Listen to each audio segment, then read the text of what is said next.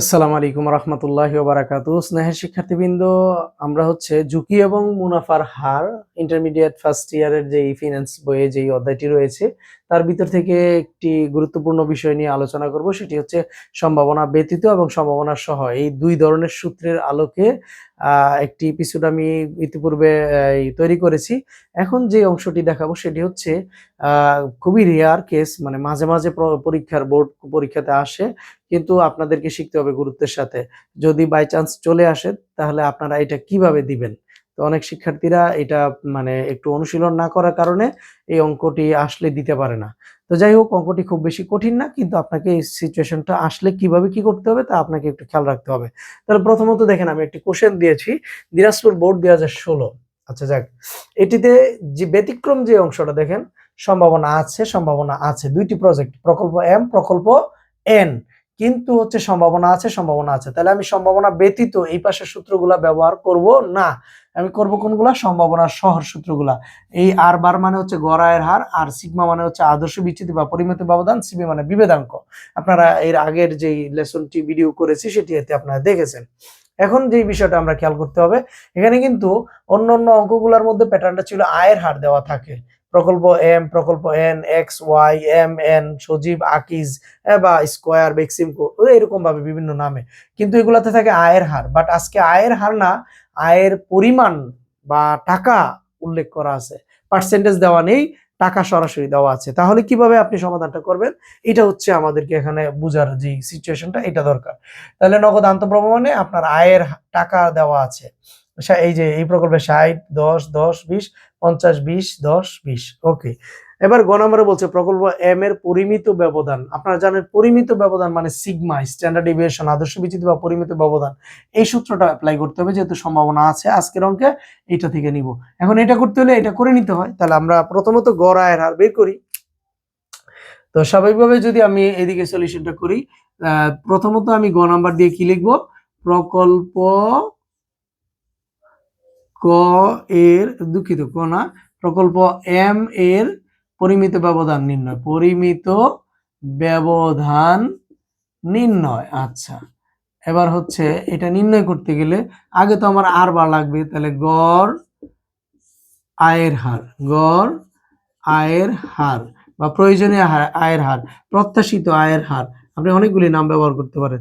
এটার সূত্র কি ছিল? সামেশন আর, সামেশন আর ইন্টু পি। আচ্ছা, এবার হচ্ছে আমি এখান থেকে করি, যেহেতু আমার 4টা বছরে কাজ করতে হবে। তাহলে আর মানে আমার আয়, তাহলে আয়টা কত আমার? এই যে কোন প্রকল্পের করব? এম, যেহেতু প্রশ্ন বলে দিছে এম, তাহলে 60,000 আমার প্রথমত হলো 60,000।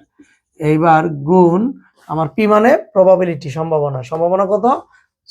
মানে 0.60, পরে সামেশন মানে তো প্লাস, পরের বছর কি করব? এই যে 10, তাহলে 10,000 ইন্টু হচ্ছে আমার পি মানে সম্ভাবনা, সম্ভাবনাটা কত বসাতে হবে? 0.10 মানে 0.10 প্লাস আমার তৃতীয় বছর কত? 10,000, তাহলে আবার বসালাম 10,000 ইন্টু, যেহেতু গুণের সম্পর্ক, আমার পি মানে প্রবাবিলিটি কত? 0.20 প্লাস আমার চতুর্থ বছর কত? 20,000, আরো হচ্ছে 20,000 ইন্টু হচ্ছে আমার সম্ভাবনা কত? 0.10। এই যে শেষ। এইভাবে আমরা, এটা হলো আয়ের হার বা আয় মানে আয় আর কি, হার না। এই যে আর হচ্ছে 60,000, 10,000, 10,000, 20,000, 60,000, 10,000, 10,000, 20,000, আর সম্ভাবনাগুলো ছিল 0.60, 0.10, 0.60, 0.10, 0.20, 0.10। তাহলে আমরা যদি এটা করি, একবারে উত্তর করলে আমাদের আসবে হচ্ছে মানটা 41,000। আমাদের মানটা আসবে হচ্ছে 41,000, আর এটা কিন্তু পার্সেন্টেজ দিলে বাতিল, মনে রাখবেন। এটা কিন্তু টাকা বের হইছে, গড় আয়ের হার টাকা বের হইছে। এখন আপনার কাছে তো প্রশ্ন করছিল তারা যে আপনি পরিমিত ব্যবধান বের করবেন। তো পরিমিত ব্যবধান মানে হচ্ছে আদর্শ বিচ্যুতি বা পরিমিত ব্যবধান। তাহলে পরিমিত ব্যবধান এর সূত্র হচ্ছে সিগমা বের করতে হবে। আর সিগমার সূত্র কি ছিল? Summation r minus r bar whole square into p. Okay, তাহলে আমরা এখানে এই যে মান বসাই দিই, খেয়াল করেন। আর মানে তো এই যে আমরা বারবার দেখছি, এই যে এম প্রকল্পের কত? 60,000, বসাইলাম 60,000 মাইনাস এই যে আর বারের মান কত 41,000, তারপরে হচ্ছে স্কোয়ার গুণ পি এর মান, প্রথম বছরের পি কত 0.60, তারপরে কি হবে এক বছরের ঘটনা গেল প্লাস সামেশন মান প্লাসের সম্পর্ক, দ্বিতীয় বছর কত 10, তাহলে আমি বসালাম 10,000, তারপরে মাইনাস এই যে গড় আয়ের হার কত, গড় আয় হচ্ছে 41,000 বসাইলাম, স্কোয়ার দিলাম ইন্টু পি এর মান কত 0.10 প্লাস তৃতীয় বছর কত 10,000, আবার বসালাম 10,000 মাইনাস কত 41,000, যেহেতু ওই যে আর বার 41 আমরা পাইছি, তারপরে স্কোয়ার দিলাম ইন্টু পি এর মানটা কত এই যে সম্ভাবনা 0.20, তারপরে প্লাস যেহেতু আমার ওইখানে আর জায়গা নাই আরো এক বছরে কাজ করতে হবে, এই যে 20,000,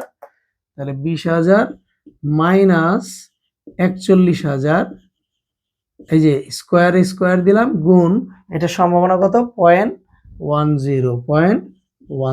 এবার যদি আমি একেবারে রুট দিয়ে সবকিছু কাজকর্ম করি তাহলে এটার মান চলে আসে হচ্ছে 23,431 টাকা। ওকে, এবার গ নম্বরে বলছে প্রকল্প এম ও এন এর মধ্যে কোন প্রকল্পটি ঝুঁকিপূর্ণ, মানে সিবি দ্বারা ঝুঁকি নির্ণয় করা হয়, সিবি বেশি যার ঝুঁকি বেশি তার, সিবি বেশি যার ঝুঁকি বেশি তার। তাহলে আমরা লাস্টে দুইটা প্রকল্পেরই সিবি মূল্যায়ন করে পরে যেটি বেশি ঝুঁকি বহন করে আমরা বলে দিব এম এবং এন প্রকল্পের মধ্যে এই প্রকল্পটি অধিক ঝুঁকি বহন করে, এই হচ্ছে বিষয়। তাহলে আমরা এখন হচ্ছে গ নাম্বারে যখন যাচ্ছি মনে করেন, তাহলে আমরা লিখবো উভয় প্রকল্পের বিভেদাঙ্ক নির্ণয়, হেডলাইনটা দিয়ে আমরা কোন প্রকল্পের কাজ করতেছি এখন, যেহেতু এম তাহলে আমি লিখবো প্রকল্প এম। আচ্ছা, প্রকল্প এম এর কি বাকি রয়েছে, যেহেতু আপনি গড় আয়ের হার বের করছেন, পরিমিত ব্যবধান বের করছেন, গড় আয়ের হার বের করছেন, পরিমিত ব্যবধান বা আদর্শ বিচ্যুতি বের করছেন, রয়েছে শুধু সিবি। তাইলে সিবি মানে বিভেদাঙ্ক, সিবি মানে বিভেদাঙ্ক, তাহলে বিভেদাঙ্ক মানে হচ্ছে সিবি। তাহলে এটা সূত্র কি ছিল, sigma by R bar into হচ্ছে 100। তো সিগমার মান কত আমরা পেয়েছি 23,431, 431, আর নিচে আর বারের মান পেয়েছিলাম আমরা 41,000, তাহলে এটাকে এটা দ্বারা ভাগ আর গুণ হচ্ছে 100 দিলে মানটা আসে, ক্যালকুলেটর যদি আমরা করি তাহলে 47 দশমিক আসবে হচ্ছে দুঃখিত 57.15% আসবে, 57.15%।